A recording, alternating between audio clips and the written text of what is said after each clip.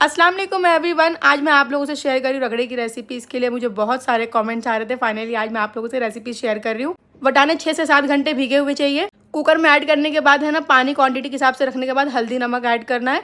उसके बाद यहाँ पर है ना, मैं 4 खटाई ऐड कर रही हूँ बहुत अच्छा टेस्ट आने के लिए। आप लोग 4 खटाई ऐड करना, वरना 2 भी ऐड कर सकते हो। अपने को जितना तीखा पसंद है उतना हरी मिर्ची ऐड करना, लेकिन अक्खी। 2 टमाटर पीसेस में कट है, 2 बड़े साइज के आलू पीसेस में कट है, वो भी ऐड कर दी हूँ।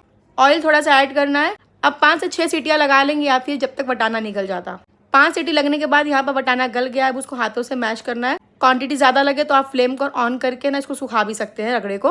अब बारीक कटा हुआ हरा धनिया ऐड करना है। रगड़े का मसाला जो मैंने इसकी रेसिपी अभी जल्दी ही शेयर की हूँ, आप लोग चैनल में जाकर देख सकते हो। 3 चम्मच मैं यहाँ पे रगड़े का मसाला ऐड कर रही हूँ। धनिया, जीरा और सूखी मिर्च का ये पाउडर होता है। 1 बड़े साइज का प्याज मैंने फ्राई करके इसमें ऐड की हूँ, तड़का लगा दी हूँ। यहाँ पर माशाल्लाह रगड़ा बनकर तैयार है। चलिए, अल्लाह हाफिज।